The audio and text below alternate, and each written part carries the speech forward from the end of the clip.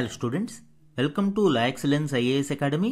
ఈరోజు మనం నవంబర్ 25 నాటి ఈనాడు న్యూస్ పేపర్లోని ఇంపార్టెంట్ కరెంట్ అఫైర్స్ గురించి డిస్కస్ చేద్దామండి. బిఫోర్ దట్ మనము ప్రీవియస్ క్లాస్లోని క్వశ్చన్ ఆఫ్ ద డే గురించి చూద్దాము.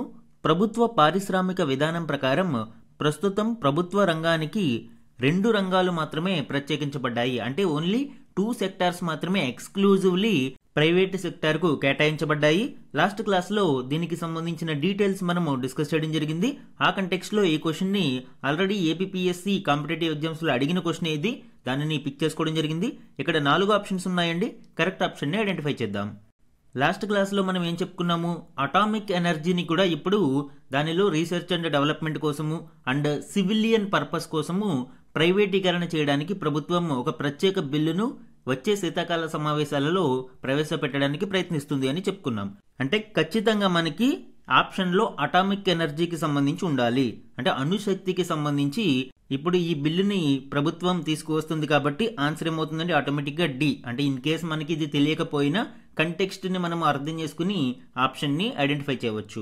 భారతదేశంలో ఓన్లీ 2 సెక్టార్స్ మాత్రమే ఎక్స్క్లూజివ్లీ పబ్లిక్ సెక్టార్ కి కేటాయించబడ్డాయి. ఇప్పుడు ఇందులో అటామిక్ ఎనర్జీని కూడా తొలగించి ఇందులోని సివిల్ న్యూక్లియర్ పర్పస్ కోసం ప్రైవేటీకరణ చేయడానికి సిద్ధమవుతూ ఉంది. అండ్ రెండవది రైల్వే రవాణా, రైల్ ట్రాన్స్పోర్ట్ అనేది కూడా ఎక్స్క్లూజివ్లీ పబ్లిక్ సెక్టార్లో ఉంది. ఆన్సర్ మనకి డి అవుతుంది. ఈరోజు మన ఫస్ట్ ఆర్టికల్ చూడండి. సిజేఐగా జస్టిస్ సూర్యకాంత్, ప్రమాణం చేయించిన రాష్ట్రపతి ద్రౌపది ముర్ము, హాజరైన ఉపరాష్ట్రపతి, ప్రధాని, Lok Sabha speaker, AP governor Abdul Nazir. ఈ ఆర్టికల్ భారతదేశ 53వ ప్రధాన న్యాయమూర్తిగా పదవీ బాధ్యతలు చేపట్టిన జస్టిస్ సూర్యకాంత్ గారి ప్రమాణ స్వీకారం గురించి వివరిస్తూ ఉంది. దీనిలోని కీ పాయింట్స్ ఇక్కడ చూద్దాం.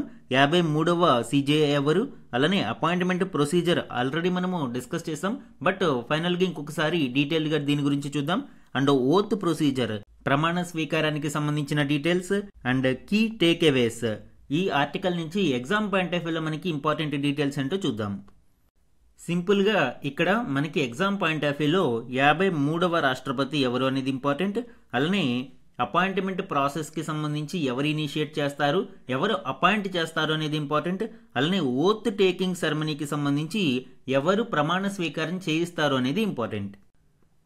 జమ్మూ కాశ్మీర్కు స్వతంత్ర ప్రతిపత్తి కల్పించే ఆర్టికల్ 370 రద్దుతో పాటు బీహార్లో ఓటర్ల జాబితా ప్రత్యేక సమగ్ర సవరణ వంటి అంశాలలో పలు కీలక తీర్పులను వెలువరించిన ధర్మాసనాల్లోని సభ్యుడైన జస్టిస్ సూర్యకాంత్ సోమవారం సుప్రీంకోర్టు 53వ ప్రధాన న్యాయమూర్తిగా ప్రమాణ స్వీకారం చేశారు.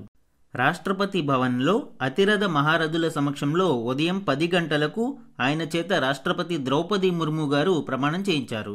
సో ఓత్ టేకింగ్ సెరమనీకి సంబంధించి సిజేఐ చేత ఎవరు ప్రమాణ స్వీకారం చేయిస్తారు అంటే ఆన్సర్ ప్రెసిడెంట్. ప్రెసిడెంట్ కానీ ఆన్ బిహాఫ్ ఆఫ్ ప్రెసిడెంట్ నియమించిన వ్యక్తులు కానీ ఇక్కడ ప్రమాణ స్వీకారం చేయిస్తారు. ఇది రాజ్యాంగంలో మెన్షన్ చేసి ఉందా అంటే ఎస్ అండి. ఆర్టికల్ 124 క్లాజ్ 6 దీని గురించి డీటెయిల్డ్గా డిస్కస్ చేస్తుంది. అలానే షెడ్యూల్ 3 ఆఫ్ ఇండియన్ కాన్స్టిట్యూషన్ కూడా ఈ ఓత్ అండ్ అఫర్మేషన్ గురించి డిస్కస్ చేస్తుంది. అయితే షెడ్యూల్ 3లో మనం గుర్తుపెట్టుకోవాల్సిన ఇంకొక పాయింట్ ఏంటి అంటే ప్రెసిడెంట్, వైస్ ప్రెసిడెంట్ మరియు గవర్నర్లకి సంబంధించిన ఓత్ అఫర్మేషన్ అనేది షెడ్యూల్ 3లో పొందుపరచబడలేదు. Union ministers, state ministers, members of parliament, supreme court judges, state legislative election candidates and parliament election candidates, CAG, high court judges, ఇలాగ వివిధ రకాల వ్యక్తుల యొక్క ఓత్ అండ్ అఫర్మేషన్ అనేది షెడ్యూల్ 3లో పొందుపరచబడింది. కానీ ప్రెసిడెంట్, వైస్ ప్రెసిడెంట్, గవర్నర్ల యొక్క ఓత్ అనేది షెడ్యూల్ 3లో మెన్షన్ చేసి లేదు. వీరికి సంబంధించి ఇండివిజువల్ ఆర్టికల్స్ మనము ఓత్ అండ్ అఫర్మేషన్ కోసం చూడవచ్చు. అలానే అపాయింట్మెంట్ ప్రొసీజర్ గురించి కూడా ఇంకొకసారి మనము డిస్కస్ చేద్దామండి. కీ ప్రాసెస్ మరియు ప్రిన్సిపల్స్ గురించి ఇక్కడ చూద్దాము. కోర్ ప్రిన్సిపల్ ఏంటి మనం ఆల్రెడీ చెప్పుకున్నాము, సీనియారిటీ కన్వెన్షన్ అనేది. అయితే రాజ్యాంగంలో ఎక్కడ ఈ నిబంధన అయితే లేదు, కానీ సీనియర్ మోస్ట్ జడ్జిని తదుపరి సిజేఐగా ప్రకటించడం ఒక ఆచారం, కన్వెన్షన్గా వస్తుంది. అండ్ అపాయింట్మెంట్ ప్రాసెస్ యొక్క ఫ్లో చార్ట్ని మనం చూస్తే ఇనిషియేషన్ ఎవరు చేస్తారు అండి, అవుట్ గోయింగ్ సిజేఐ. పదవీ విరమణ చేయబోతున్న ప్రస్తుత సిజేఐ తన తదుపరి సక్సెసర్ను నియమించడానికి రికమెండేషన్ అనేది చేస్తారు. 1 month బిఫోర్ ఈ ప్రాసెస్ అనేది స్టార్ట్ అవుతుంది. నెక్స్ట్ ఎగ్జిక్యూటివ్ ప్రాసెసింగ్ అనేది ఉంటుంది. Union minister of law and justice ఈ రికమెండేషన్కి సంబంధించిన ఫైల్ని రిసీవ్ చేసుకుంటారు. ఆయన ప్రైమ్ మినిస్టర్కి పంపిస్తారు. ప్రైమ్ మినిస్టర్ పిఎంఓ ఆఫీస్ నుంచి అడ్వైస్ ద్వారా ప్రెసిడెంట్కి ఈ ఫైల్ అనేది చేరుతుంది. And then appointment and oath process. ఫైనల్గా అపాయింట్మెంట్ ఎవరు చేస్తారు? ప్రెసిడెన్షియల్ అపాయింట్మెంట్ అనేది అండర్ ఆర్టికల్ 124 క్లాస్ 2 ప్రకారం సిజిఐని అపాయింట్మెంట్ చేయడం జరుగుతుంది. అండ్ ఓత్ ఆఫ్ ఆఫీస్ అనేది new CJI takes oath before president. Legal framework ఏముందండి ఇక్కడ? కాన్స్టిట్యూషనల్ బేసిస్ ఆర్టికల్ 124 క్లాస్ 2, అలానే మెమోరాండమ్ ఆఫ్ ప్రొసీజర్ 1999. ఈ ఎంఓపిలో సీనియారిటీ రూల్స్ అనేవి కోడిఫై చేయడం జరిగింది. ఈ సిస్టమ్ యొక్క సిగ్నిఫికెన్స్ ఏంటి అండి? Seniority based and convention driven. దీనివలన ఆర్బిట్రరీనెస్ అనేది తగ్గుతుంది, అలానే పొలిటికల్ డిస్క్రిషన్ అనేది కూడా తగ్గుతుంది. అంటే ఎక్కువగా రాజకీయం యొక్క ఇన్వాల్వ్మెంట్ తగ్గిపోతుంది. Strengthens judicial independence. దీనివలన న్యాయ వ్యవస్థ యొక్క స్వతంత్రత అనేది పెరుగుతుంది. And consultative but executive formalized. అంటే మనకి అపాయింట్మెంట్ రాష్ట్రపతి చేసినా కూడా కన్సల్టేషన్ ఎక్కడి నుంచి మొదలవుతుంది? న్యాయ వ్యవస్థ నుంచి మొదలవుతుంది. ఎందుకు? ఈ అపాయింట్మెంట్ని ముందు రికమెండ్ చేసేది ఎవరు? Out going CGI. అలానే లింక్డ్ టు కొలీజియం సిస్టమ్ అనేది కూడా ఇక్కడ చూడవచ్చు అండి. CGI head of the collegium కాబట్టి అతని అపాయింట్మెంట్ అనేది ఎంటైర్ హయ్యర్ జ్యుడిషియరీ అపాయింట్మెంట్స్ని ఇక్కడ లింక్ చేస్తూ ఉంటుంది. కాబట్టి మనము ఈ సిజిఐ అపాయింట్మెంట్ని కొలీజియం వ్యవస్థకి కూడా లింక్గా చూడవచ్చు. సో ఇది మనకి కంప్లీట్గా అపాయింట్మెంట్ ప్రొసీజర్కి సంబంధించి, అలానే ఓత్ టేకింగ్ ప్రాసెస్ గురించి కూడా మనం డిస్కస్ చేసాము. ఎగ్జామ్ పాయింట్ ఆఫ్ వ్యూలో ఫ్యాక్ట్స్తో పాటు కాన్సెప్ట్ అనేది చాలా ఇంపార్టెంట్ అండి. ఎస్పెషల్లీ పాలిటిక్కి సంబంధించి ఈ కీ కాన్సెప్ట్స్ అనేవి ఎగ్జామ్ పాయింట్ ఆఫ్ వ్యూలో డైరెక్ట్గా అడిగే అవకాశం ఉంటుంది. ఈరోజు మన నెక్స్ట్ ఆర్టికల్ చూడండి. ఆపదలో ఉన్న మహిళలకు హెల్ప్ లైన్ 14490 ప్రారంభించిన ఎన్సిడబ్ల్యూ నేషనల్ కమిషన్ ఫర్ ఉమెన్ ఆపదలో ఉన్న మహిళలను రక్షించడం కోసం ఒక హెల్ప్ లైన్ నెంబర్ని ప్రారంభించడం జరిగింది. దీనికి సంబంధించిన డీటెయిల్స్ ఇప్పుడు చూద్దాము. హింస, వేధింపులు లేదా ఏ రూపంలోనైనా ఇబ్బందులు ఎదుర్కొంటున్న మహిళల కోసం జాతీయ మహిళా కమిషన్ 24 గంటలు అందుబాటులో ఉండే కొత్త హెల్ప్ లైన్ నెంబర్ 14490ను ప్రారంభించింది. దేశవ్యాప్తంగా మహిళలు ఈ నెంబర్ను సంప్రదించి తాము ఎదుర్కొంటున్న సమస్యలను చెప్పుకోవచ్చు. వీరికి హెల్ప్ లైన్ సిబ్బంది సహాయం చేస్తారు. సంబంధిత అధికారులతో మాట్లాడి సమస్యను పరిష్కరించడానికి సహాయపడతారు. అంటే ఏదైనా సమస్య ఎదురైనప్పుడు ఎవరిని అప్రోచ్ అవ్వాలో తెలియనప్పుడు నేరుగా ఈ నెంబర్కి కాంటాక్ట్ అవడం ద్వారా ఆ సమస్యను వివరించి సంబంధిత అధికారులకు చేరవేయడానికి ఈ హెల్ప్ లైన్ నెంబర్ అనేది సహాయపడుతుంది. తద్వారా సమస్యను సులభంగా పరిష్కరించవచ్చు. ఎందుకంటే ఎన్సిడబ్ల్యూ అనేది మానిటరింగ్ చేస్తూ ఉండడంతో అధికారులు కూడా త్వరితగతిన సమస్య పరిష్కారానికి ప్రయత్నిస్తారు. అలానే ఎగ్జామ్ పాయింట్ ఆఫ్ వ్యూలో ఎన్సిడబ్ల్యూ అనేది ఇంపార్టెంట్ అండి. నేషనల్ కమిషన్ ఫర్ ఉమెన్ అనేది దీనికి సంబంధించిన డీటెయిల్స్ మనం చూద్దాం. దీనిని జనవరి 31, 1992లో ఎస్టాబ్లిష్ చేయడం జరిగింది. And under national commission for women act 1990. ఇది రాజ్యాంగబద్ధ సంస్థ కాదు అండి, కేవలం చట్టబద్ధ సంస్థ. ఎన్సిడబ్ల్యూ యాక్ట్ 1990 ద్వారా జనవరి 31, 1992లో దీనిని ఏర్పాటు చేశారు. అండ్ కంపోజిషన్ మనం చూస్తే ఇక్కడ మనం చూడవచ్చు. యాక్చువల్గా అలైన్మెంట్లో రాంగ్ ఉంది అండి. ఏ ఇమేజ్ అలైన్మెంట్ ఇది. So chairperson, member secretary and 5 members బాడీతో కూడిన కంపోజిషన్ మనం ఇక్కడ చూడవచ్చు. All are nominated by central government. అలానే చైర్పర్సన్ మరియు ఈ 5 సభ్యుల యొక్క పదవీ కాలం ఎంతవరకు ఉంటుంది? 3 సంవత్సరాల పదవీ కాలాన్ని మ్యాక్సిమం వీరు కలిగి ఉంటారు. అండ్ ఫస్ట్ చైర్పర్సన్ మనం చూస్తే జయంతి పట్నాయక్ గారు ఎన్సిడబ్ల్యూ యొక్క మొదటి చైర్పర్సన్గా వర్క్ చేశారు. ఏ మంత్రిత్వ శాఖ ఆధ్వర్యంలో ఇది వర్క్ చేస్తుంది అండి? Union women and child development మంత్రిత్వ శాఖ ఆధ్వర్యంలో ఇది పనిచేయడం మనం చూడవచ్చు. ఈ నేషనల్ కమిషన్ ఫర్ ఉమెన్ యొక్క కీ ఫంక్షన్స్ అండ్ పవర్స్ ని మనం చూస్తే review legal safe guards. Women కి సంబంధించిన కాన్స్టిట్యూషనల్ మరియు లీగల్ ప్రొవిజన్స్ ఏ విధంగా ఉన్నాయి, అవి సరియైన తీరులో అమలు అవుతున్నాయా లేదా, అండ్ వాటిలో ఏవైనా షార్ట్ కమింగ్స్ ఉన్నాయా అనేది ఇది ఎప్పటికప్పుడు రివ్యూ చేస్తూ ఉంటుంది. అలానే ఇన్వెస్టిగేట్ కంప్లైంట్స్, ఇవి సుమోటో కంప్లైంట్స్ అనేవి తీసుకుంటూ ఉంటుంది. ఉమెన్ కి సంబంధించిన హక్కులని డిప్రైవ్ చేసినప్పుడు ఈ నేషనల్ కమిషన్ ఫర్ ఉమెన్ సుమోటోగా విచారణకి కూడా ఈ కంప్లైంట్స్ ని స్వీకరించవచ్చు. అలానే అడ్వైజరీ రోల్, ఉమెన్కి సంబంధించిన పాలసీస్ని డిజైన్ చేయడానికి కేంద్ర ప్రభుత్వానికి ఇది సలహాలు సూచనలు ఇవ్వచ్చు, అడ్వైజరీ రోల్ని కలిగి ఉంటుంది. రీసెర్చ్ అండ్ స్టడీస్, మహిళలకి సంబంధించి భద్రత కావచ్చు, వృత్తి వ్యాపారాల అభివృద్ధికి, ఇలాగ అనేక రంగాలలో మహిళల సాధికారతను పెంపొందించడానికి రీసెర్చ్ అండ్ స్టడీస్ కోసం ఈ నేషనల్ కమిషన్ ఫర్ ఉమెన్ అనేది కృషి చేస్తుంది. అలానే ఫండింగ్ లిటిగేషన్, అంటే ఏదైనా లార్జ్ బాడీ ఆఫ్ ఉమెన్, ఎక్కువ మంది మహిళలు ఇబ్బంది పడుతున్న కేసులో ఫండింగ్ ప్రాబ్లం ఉన్నప్పుడు ఈ నేషనల్ కమిషన్ కి ఫండింగ్ చేసే అధికారం కలిగి ఉంటుంది. అలానే ఇన్స్పెక్ట్ ఇన్స్టిట్యూషన్స్, జైల్స్ మరియు రిమాండ్ హోమ్స్ లాంటి కస్టడీ ప్లేసెస్ లో మహిళల యొక్క రైట్స్ డిప్రైవ్ అయ్యే అవకాశం ఉంది కాబట్టి అలాంటి వాటిలో తరచూ ఇవి తనిఖీలు నిర్వహిస్తూ ఉంటుంది. సో ఇది నేషనల్ కమిషన్ ఫర్ ఉమెన్ కి సంబంధించిన కీలక సమాచారం. అండ్ రీసెంట్ గా ఎన్సీడబ్ల్యూ మహిళల భద్రత కోసం లాంచ్ చేసిన హెల్ప్ లైన్ నెంబర్ కి సంబంధించిన ఇంపార్టెంట్ ఇన్ఫర్మేషన్. మన నెక్స్ట్ ఆర్టికల్ చూడండి. తిష్ట వేస్తున్న బంగ్లాదేశీయులు. ఇది వెస్ట్ బెంగాల్లో ఎస్పెషల్లీ బంగ్లాదేశ్ బార్డరింగ్ డిస్ట్రిక్ట్స్లో ఇల్లీగల్ మైగ్రెంట్స్ ఎక్కువ అవుతున్నారు. ముఖ్యంగా బంగ్లాదేశ్ నుంచి వలసదారులు అక్రమంగా భారతదేశంలోకి చొరబడడం వలన అక్కడి లోకల్ డెమోగ్రఫిక్ ప్రొఫైల్ ఏ విధంగా చేంజ్ అవుతుంది అనేది ఈ ఆర్టికల్లో డిస్కస్ చేయడం జరిగింది. దీనిలోని కొన్ని కీ పాయింట్స్ ఇక్కడ చూద్దాము. ఎస్ఐఆర్ ఇన్ వెస్ట్ బెంగాల్ అనేది ప్రారంభించారు. దీని వలన large number of illegal migrants అనేది ఐడెంటిఫికేషన్ అవుతుంది. అండ్ ముఖ్యంగా బంగ్లాదేశ్ బార్డర్ లో ఉన్న 9 డిస్ట్రిక్ట్స్ అనేవి వల్నరబుల్ హాట్స్పాట్స్ గా ఉన్నాయి. ఈ లార్జ్ స్కేల్ ఇల్లీగల్ మైగ్రేషన్ కారణంగా ఏర్పడే మేజర్ ఇష్యూస్ ఏంటి, ఇంక్లూడింగ్ భారతదేశానికి సంబంధించిన అంతర్గత భద్రతలో కూడా అనేక సమస్యలు ఎదుర్కొనున్నాయి. అండ్ ఈ ఇల్లీగల్ మైగ్రేషన్ ని ఎదుర్కోవడానికి తీసుకోవాల్సిన చర్యల గురించి కూడా ఇక్కడ మనం డిస్కస్ చేద్దాం. మనకు తెలుసు ఇటీవలి కాలంలో వెస్ట్ బెంగాల్లో స్పెషల్ ఇంటెన్సివ్ రివిజన్, అంటే ఓటర్ల జాబితా యొక్క ప్రత్యేక ముమ్మర తనిఖీ అనేది మొదలైంది. దీనివలన ఎప్పుడైతే ఈ ఎస్ఐఆర్ ప్రారంభమైందో అక్కడి సరిహద్దులలో కనబడుతున్న దృశ్యాలు అక్రమ వలసల సమస్య తీవ్రతను కళ్లకు కడుతున్నాయి. ఎస్ఐఆర్తో తమ బాగోతాలు బయటపడతాయనే భయంతో తిరిగి వెళ్లిపోవడానికి వరుస కడుతున్న బంగ్లాదేశీయులతో పశ్చిమ బెంగాల్లోని అవుట్ పోస్టులు కిటకిటలాడుతున్నాయి. ఎప్పుడైతే ఎస్ఐఆర్ అనేది మొదలవుతుందో ఆటోమేటిక్గా ఇల్లీగల్ మైగ్రెంట్స్ కి సంబంధించిన సమాచారం ఎక్కువ మొత్తంలో బయటపడే అవకాశం ఉంది. అందువల్లనే ఇప్పుడు అక్రమంగా దేశంలోకి చొరబడిన వలసదారులు ఇప్పుడు తిరిగి బంగ్లాదేశ్లోకి పారిపోవడానికి ప్రయత్నిస్తున్నారు.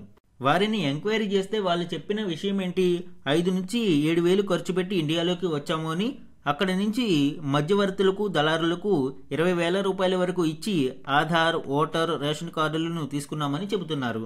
గడిచిన లోక్సభ మరియు శాసనసభ ఎన్నికలలో కూడా ఓట్లు వేశామని ఒప్పుకున్నారు. అంటే భారత రాజ్యాంగం భారతీయులకు మాత్రమే కేటాయించబడిన ఓటు హక్కును ఇల్లీగల్ మైగ్రెంట్స్ అయిన బంగ్లాదేశీ అక్రమ వలసదారులకు కూడా కల్పించడం జరిగింది. ఇది ఎంత దారుణమైన విషయము, దీనివలన ప్రజాస్వామ్యం ఎంత ఖూనీ అవుతుంది అనేది అర్థమవుతుంది. జనరల్గా వెస్ట్ బెంగాల్ యొక్క డెమోగ్రఫిక్ ప్రొఫైల్ని మనం చూస్తే ఓటర్ల సంఖ్య క్రమేపీ పెరిగే అవకాశమే ఉంది. ఎందుకు అంటే 2002లో స్పెషల్ ఇంటెన్సివ్ రివిజన్ చేపట్టినప్పుడు వెస్ట్ బెంగాల్లో 4.58 కోట్ల మంది ఓటర్లుగా నమోదయ్యారు. అయితే ఆ తర్వాత 23 ఏళ్లలో ర్యాపిడ్ గ్రోత్ ఇంక్రీజ్ అనేది ఇక్కడ చూడవచ్చు. ఈ 23 ఏళ్లలో 66% పెరిగి ఓటర్ల సంఖ్య 7.63 కోట్లకు చేరింది. మరి ముఖ్యంగా బంగ్లాదేశ్ సరిహద్దుల్లోని 9 జిల్లాల్లో మనం చూస్తే ఓటర్ల సంఖ్యలో పెరుగుదల 71% నుంచి 105% దాకా కూడా చూడవచ్చు. సో ఎంత ర్యాంపెంట్ ఇల్లీగల్ మైగ్రేషన్ అనేది ఇక్కడ జరిగిందో అర్థమవుతుంది. ఇటీవల నిర్వహించిన ఒక అధ్యయనం ప్రకారం గమనిస్తే అసలు వెస్ట్ బెంగాల్లో ఉండాల్సిన వారి కంటే, అంటే మనకి జనరల్గా గ్రోత్ అనేది ఓటర్ లిస్టులో ఉంటుంది, కానీ ఉండాల్సిన గ్రోత్ కంటే అడిషనల్గా 1.04 కోట్ల మంది ఓటర్లు ఎక్కువగా ఉన్నారు అనేది ఈ నివేదికలో వెలువడింది. దీనివలన అనేక సమస్యలు ఎదురవుతూ ఉంటాయండి. ముఖ్యంగా బంగ్లాదేశ్ నుంచి పోటెత్తుతున్న ఈ వలసల కారణంగా వెస్ట్ బెంగాల్ ఈశాన్య భారతంలోకి జనాభా తీరుతెన్నులపై తీవ్ర ప్రభావం చూపిస్తుంది. డెమోగ్రఫిక్ ప్రొఫైల్ అనేది చేంజ్ అవుతూ ఉంటుంది. ఎక్కువ ఇల్లీగల్ మైగ్రెంట్స్ కారణంగా స్థానికులకు అవకాశాలు కోల్పోతూ ఉంటాయి. ఈ ఇల్లీగల్ మైగ్రేషన్ కారణంగా పౌర సేవలపై ఒత్తిడి పెరుగుతుంది. పరిమిత వనరులకు పోటీ పడే వారి సంఖ్య అధికం అవుతూ ఉంది. అలానే ఆర్థిక సామాజిక సమస్యలు అనేకం ఉత్పన్నమవుతూ ఉన్నాయి. అండ్ ఈ పొట్టకూటు కోసం వస్తున్న ఈ ఇల్లీగల్ మైగ్రెంట్స్ తో పాటు కొంతమంది ఇదే బాటలో టెర్రరిస్ట్స్ కూడా భారతదేశంలో చొరబడే ప్రమాదం కూడా ఉంది. ఇటీవలే బంగ్లాదేశ్ యొక్క తాత్కాలిక ప్రధాని యూనస్ ఏం చెప్పారు, గ్రేటర్ బంగ్లా అనే ఒక నినాదాన్ని తీసుకురావడం జరిగింది. గ్రేటర్ బంగ్లాదేశ్ లో భారత భూభాగాలను కూడా చూపిస్తూ ఒక మ్యాప్ ని పాకిస్తాన్ జనరల్ మరియు టర్కీ ప్రధానులకు బహుకరించడం భారతదేశంపై బంగ్లాదేశ్ యొక్క విద్వేషక పూర్వ కుట్రలకు అద్దం పడుతూ ఉంది.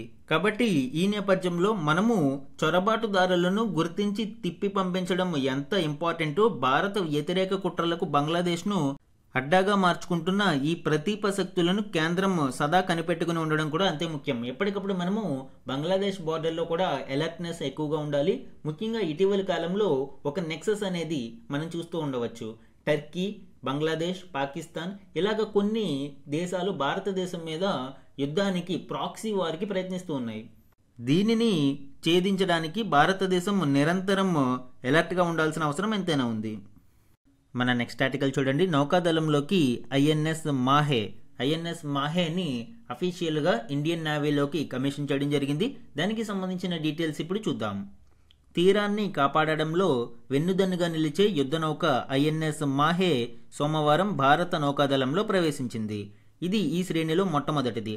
ఐఎన్ఎస్ మాహే అనేది anti submarine warfare shallow water craft. ఇది మొత్తం ఈ సిరీస్ లో 8 యుద్ధ నౌకలు ఉండగా ఈ ఐఎన్ఎస్ మాహే అనేది ఇందులో మొదటి యుద్ధ నౌక. అందుకే ఈ సిరీస్ ని ఐఎన్ఎస్ మాహే సిరీస్ అని పిలుస్తారు. ఇవి కాకుండా అదర్ నేమ్స్ మనం చూస్తే INS Malvan, INS Mangrol, INS Malpe, INS Mulki, INS Magdala, INS Machilipatnam. ఇవి ఈ సిరీస్ లో రిమైనింగ్ నేమ్స్. అదేవిధంగా ఈ anti submarine warfare shallow water crafts యొక్క అదర్ రిలేటెడ్ సిరీస్ కూడా ఉంది. అదే ఆర్నాలా సిరీస్. ఆర్నాలా సిరీస్ అనేది కూడా సేమ్ ఇదే ఇలాగే ఉంటుంది. ఇందులో కూడా 8 ఆర్నాలా క్లాస్ షిప్స్ ఉంటాయి. INS Arnala, INS Androth, INS Anjadip, INS Amini, INS Abhay, INS Agray, INS Akshay, INS Ajay. ఇలాగా మొత్తం 8 షిప్స్. టోటల్ గా ఈ 2 సిరీస్లు కలిపి ఈ anti submarine warfare shallow water crafts అనేవి మొత్తం 16 షిప్స్ ని భారతదేశం రూపొందిస్తుంది. తీర ప్రాంతాలలో గస్తీ కోసము, ముఖ్యంగా యాంటీ సబ్మెరైన్ అంటే శత్రు దేశాల యొక్క జలాంతర్గాములను లక్ష్యంగా చేసుకుని దాడులు చేయడానికి ఇవి కీలకంగా ఉపయోగపడనున్నాయి. అలానే కొచ్చిన్ షిప్ యార్డులో నిర్మించిన ఈ నౌకలో 80% స్వదేశీ సాంకేతికతని వినియోగించారు. ఈ నౌక మన దేశ పశ్చిమ తీరంలో కార్యకలాపాలు కొనసాగించనుంది. మలబార్ తీరంలోని చారిత్రక పట్టణం మాహే పేరును ఈ నౌకకు పెట్టారు. మాహే పేరు పెట్టడానికి గల రీజన్ ఏంటంటే, మలబార్ కోస్ట్ లోని రిచ్ హెరిటేజ్ సిటీ అయిన మాహేకి గౌరవార్థం ఈ పేరు పెట్టడం జరిగింది. అండ్ ఈ ఐఎన్ఎస్ మాహే సిరీస్ ని కొచ్చిన్ డాక్యార్డ్ లిమిటెడ్ నిర్మిస్తే, ఐఎన్ఎస్ ఆర్నాలా సిరీస్ ని మాత్రం Garden Reach Shipbuilders and Engineers Kolkata based సంస్థ నిర్మిస్తుంది. అండ్ ఈ ఐఎన్ఎస్ మాహే యొక్క ప్రత్యేకతల్ని మనం చూస్తే, ఈ నౌక చాలా నిశ్శబ్దంగా కదులుతుంది. దీంతో శత్రు జలాంతర్గాములు దీని రాకను కూడా గుర్తించలేవు. అందుకే దీనిని సైలెంట్ హంటర్ గా పిలుస్తున్నారు. అండ్ సోనారు వ్యవస్థ దీనికి అదనపు ఆకర్షణ. శత్రు జలంతర్గాములు, మందుపాతరలు, సముద్రంలో ఇతరత్ర ముప్పులను కనిపెట్టేందుకు ఈ వ్యవస్థే నౌకకు కళ్ళు చెవులుగా పనిచేస్తుంది. స్వదేశీయంగా డిఆర్డిఓ అభివృద్ధి చేసిన అభయ్ సోనార్ వ్యవస్థను ఇందులో ఏర్పాటు చేశారు. దీంతో నౌక చుట్టూ ఉన్న ప్రాంతాలను నిరంతరం గమనించే వీలు ఉంటుంది. జలంతర్గాముల శబ్దాలు, వాటి కదలికలను ఇది వేగంగా గుర్తిస్తుంది. అలానే సముద్రంలో బాగా లోతు వరకు నిఘా వేసేందుకు దీని ద్వారా వీలుంటుంది. ఈ నౌక నుండి ఒక కేబుల్ విడిపోయి సముద్ర గర్భంలో శత్రు ముప్పును పసిగడుతూ ఉంటుంది. IRL anti submarine rocket launcher, 30mm తుపాకీ, అధునాతన అత్యంత తేలికపాటి టార్పెడో లాంచర్స్, జలంతర్గాములను ధ్వంసం చేసే మందుపాతరలు, రిమోట్ కంట్రోల్ గన్ వంటివి అత్యాధునిక ఆయుధ వ్యవస్థలు ఇందులో ఉన్నాయి.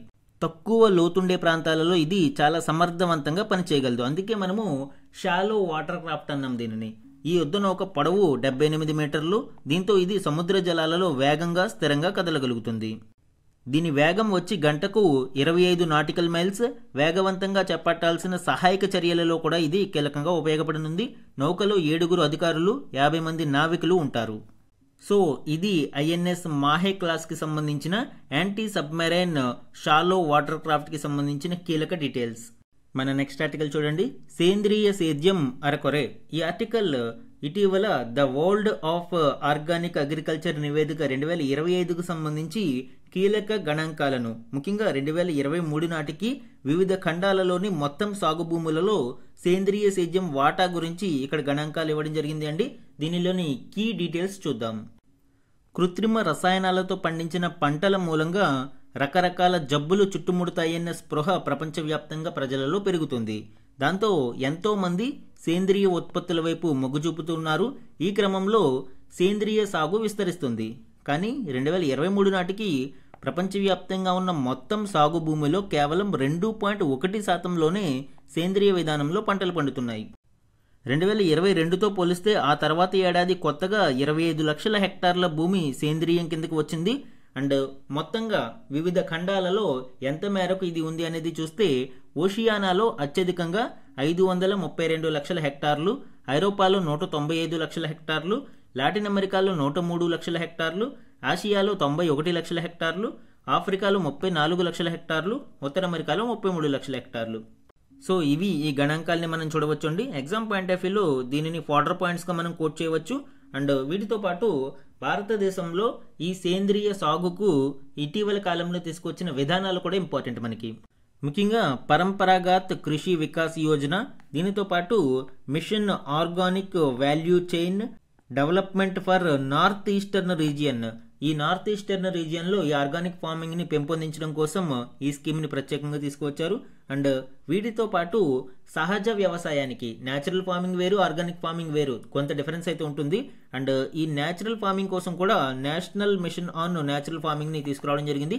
ఇవన్నీ కృత్రిమ రసాయనాలను తొలగించి సహజ సిద్ధ పద్ధతులలో వ్యవసాయాలను పెంపొందించడం కోసం ప్రభుత్వం తీసుకువస్తున్న చర్యలు. ఈరోజు మన క్వశ్చన్ ఆఫ్ ద డే గురించి చూడండి. ఈ క్రింది ప్రకటనలను పరిగణించండి. ఇది నేషనల్ కమిషన్ ఫర్ ఉమెన్కి సంబంధించి 2 స్టేట్మెంట్స్ని ఇక్కడ ఇచ్చాను అండి. ఈ రోజు NCAA గురించి డిస్కస్ చేయడం జరిగింది. ఆ కంటెక్స్ట్లో ఈ స్టేట్మెంట్స్ని ఇచ్చాను. ఇందులోని కరెక్ట్ స్టేట్మెంట్స్ని ఐడెంటిఫై చేసి ఆన్సర్ని కమెంట్ సెక్షన్లో కమెంట్ చేయండి. ఇది ఈరోజు ఈనాడు న్యూస్ పేపర్లోని ఇంపార్టెంట్ కరెంట్ అఫైర్స్ మీద daily analysis. Thank you for watching.